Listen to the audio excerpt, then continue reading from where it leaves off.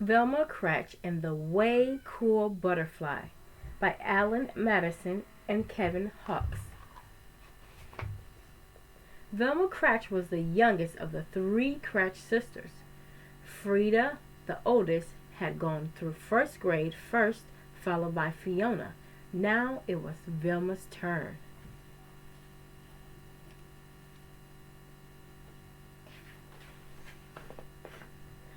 The chorus teacher remembered Frida best because she had a voice like an angel. The gym teacher remembered Fiona because she ran like the devil. And the first grade teacher, Mrs. Plexippus, fondly remembered both sisters because of Frida's miraculous math and Fiona's spectacular spelling. Everyone from the class guinea pig to the principal had magnificent memories of the older Gratch sisters, but they could hardly even recall Velma's name. This made Velma feel as if she did not belong in the first grade at all. She wanted to curl into a ball and roll right back into the kindergarten. Of course you belong, cooed Velma's mother, trying to cheer her up. You've only just begun. Soon everybody will notice you. Velma couldn't wait. She needed to be noticed now. In chorus she sang loudest so the teacher could hear her best. In gym she ran slowest so the teacher could see her best. And in class she refused to read and muddled her math. Mr. Plexippus laminated that she was the first Gratch sister ever sent to the principal's office. This brought a small smile to Velma's lips. Littlest Gratch, why are you singing so loudly in chorus and running so slow in gym? Inquired Principal crossly.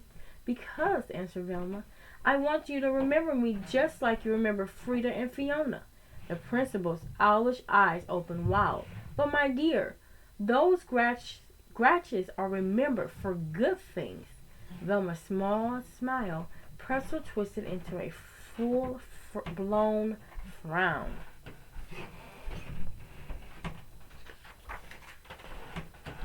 Science was Velma's favorite subject. She had learned many fabulous facts like how a rainbow is born and why a volcano burps. The latest lesson was about butterflies. Mr. Plexippus explained that a butterfly starts as an egg. The eggs turn into a caterpillar. The caterpillar disappears into a chrysalis, which is its little sac, and does not come out until it has changed into a beautiful butterfly. He called this change metamorphosis. Velma didn't want to forget this extra long word, so she repeated it again and again as she walked home. Metamorphosis, metamorphosis, metamorphosis. Frida, when you were in the first grade, did you study butterflies? Velma asked her older sister. No, we learned worms, Frida replied. Fiona, when you were in the first grade, did you study butterflies? Velma asked her middle sister.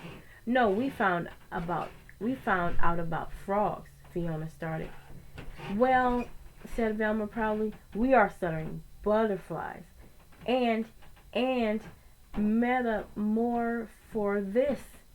That's way cool, Frida declared, and Fiona bobbed her head in way cool agreement. Velma read everything in the library about butterflies. She discovered that there are 20,000 different kinds, which was a lot. She adored the ones with colorful names. Brown elfin, frosted flasher, sleepy orange, and the ones with funny names. Comma, question mark, American snout, not to mention the ones with strange names. Morpho, painted lady, gossamer wing. But her favorite butterfly of all was the orange and black monarch. When it got cold, all the monarchs would fly south to Mexico to stay warm. Velma thought this was an amazing coincidence because last winter vacation she and her family had also flown south to Mexico to stay warm. In science, Mr. Plexipus announced that they would take a class trip to the Butterfly Conservatory, a place where real butterflies were collected and cared for. Because Velma didn't want to forget this extra long word, she repeated it again and again as she walked home. Conservatory. Conservatory. Conservatory? Frida, did you take a class trip in the first grade? Velma asked her oldest sister. Absolutely. We went to the museum, Frida replied.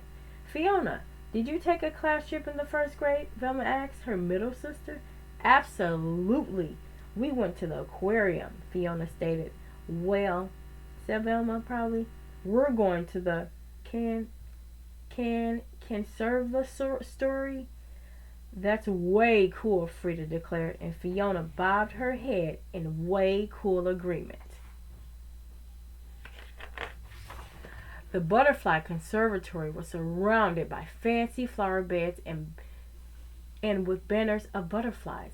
Velma was so excited, her knobby knees wobbled, her spaghetti arms trembled, and her carroty curls shook. A sharp-nosed woman holding a clipboard introduced herself. I'm your tour guide.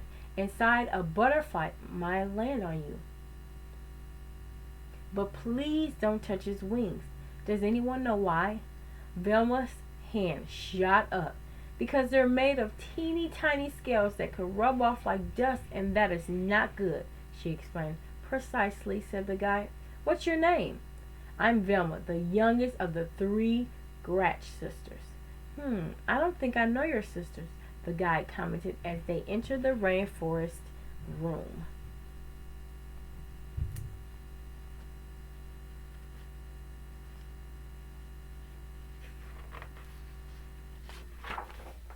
A gorgeous green comma rested on Randy's head. The class ooh.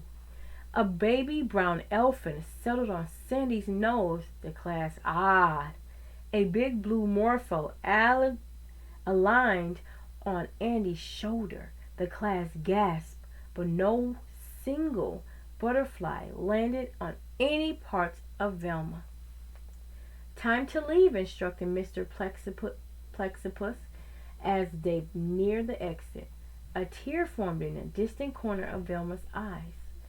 All she wanted was one single tingly touch of a butterfly. On a nearby branch sat a most lovely monarch. How she learned and earned to pet those wings. She moved slowly. The class was leaving. One more inch. It was so pretty, she froze. If she touched its wings, it might. Velma couldn't do it. She couldn't hurt a butterfly. Come on now, Velma, we have to go. Sadly, Velma turned away, and at that very moment, the most marvelous thing happened. The monarch hopped from his branch and roosted right on Velma's finger. Delicate wings slowly folding, antenna twitching, weightless and wondrous, the insect set. Velma was in heaven. The bus is waiting, her teacher called. Velma placed her finger right next to the branch. Bye-bye, butterfly, she whispered. But the monarch didn't move. We're closing, said the guide.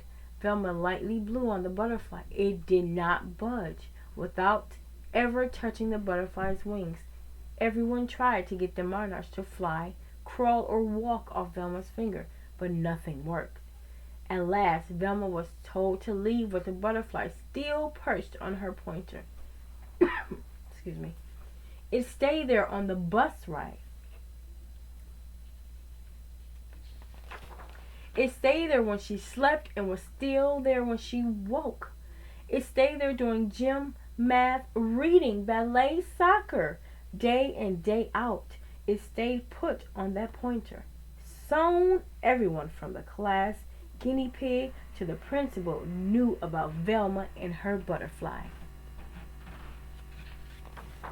Mr. Plexipus lamented that Velma was positively the first Gratch ever sent to the principal's office twice. This stuck an oversized frown on Velma's face. Velma, Princess Crossley commanded, it is time for the butterfly to go. Oh, I've tried to get it to go, Velma moaned, but it just won't. Well, no one will ever forget this, the principal fumed. Velma's frown pretzel twisted into a small smile. Hey, I know what to do, she proclaimed. My gray son. Velma paraded Principal Crossley, Mr. Plexipus, her class, Frida, and Fiona to the park. Car horns honked, people yelled, but despite all the commotion, the monarch did not move. A cool wind from the west blew through the field. In the middle stood the tour guide from the conservatory, carefully opening an enormous sack. A single monarch butterfly stepped out, looked around, and flitted away. It was trailed by 10, then 10 more, soaring up and up until the sky overflowed with thick clouds of orange and black. What's happening? Wondered Frida. Why are you letting them go? Demanded Fiona. Migration, answered the guide. Migration, repeated Velma. The wind blew Velma's hair and tickled her butterfly's wings. The monarch jumped onto her nose as if to give her a kiss, and then took flight to join its friends.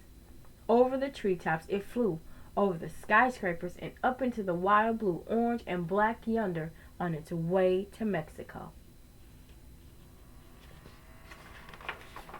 Velma! Shouted Principal Crossley, and every eye turned toward her. Oh no, fretted Velma, sure that she was about to become the only Gratch ever sent to the principal's office 3 times. That was way cool, the principal said, and one and all bobbed their heads in way cool agreement. The end.